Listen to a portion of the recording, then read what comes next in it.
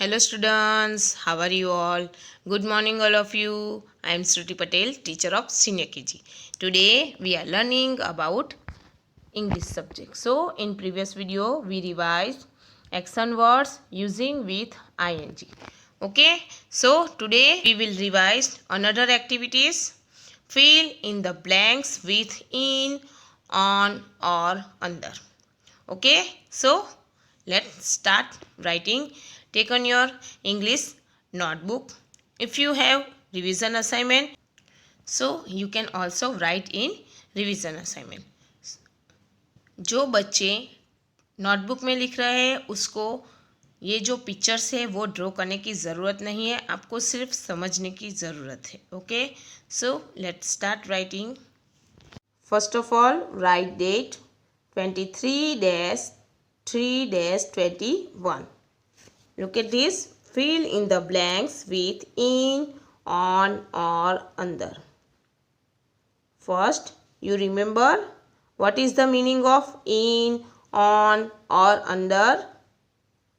In यानी अंदर, बीच में, किसी के अंदर. ये बुक है, उसमें मैंने अगर पेन रख दी तो वो क्या हुआ? अंदर, उसके अंदर. ऐसा इनका मीनिंग क्या होता है? अंदर.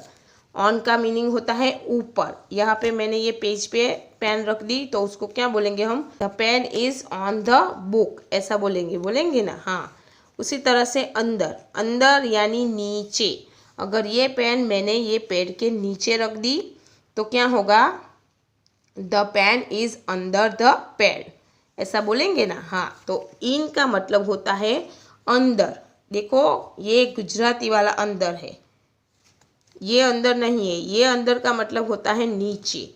इन का मतलब होता है अंदर, यानी कोई भी चीज़ किसी के चीज़ के अंदर हो तो उसको बोलेंगे हम इन.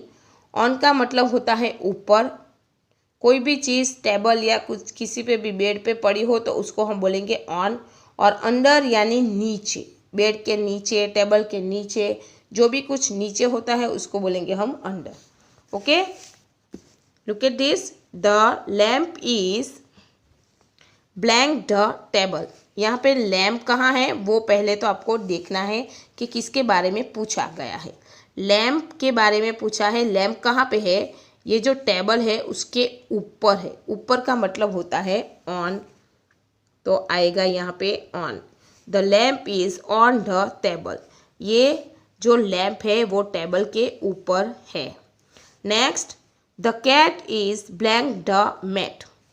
द कैट, कैट यानी ये बिल्ली के बारे में पूछा है कि वो कहाँ पे है? मैट के ऊपर, नीचे, अंदर, कहाँ पे है? तो यहाँ पे मैट के ऊपर है तो को ऊपर आएगा. Again write ON, on. The cat is on the mat. ये जो बिल्ली है वो मैट के ऊपर है. The rat is blank the bed. चलो, ये रैट है, चूहा, वो बेड के कहाँ पे है? ऊपर है, नीचे है, अंदर है, कहाँ पे है? नीचे है. बेड के नीचे यानी अंदर. द रैट इज अंदर, UNDER, अंडर द बेड, यानी कि ये जो चूहा है वो बेड के नीचे है. Next, the lion is blank the den. ये जो लायन है वो कहाँ पे है? देखो, अंदर, गुफा के अंदर है. डेन यानी गुफा, गुफा के अंदर है. अंदर यानी ये अंदर नहीं, अंदर का मतलब होता है IN, in. The lion is in the den. ये जो लायन है वो गुफा के अंदर है.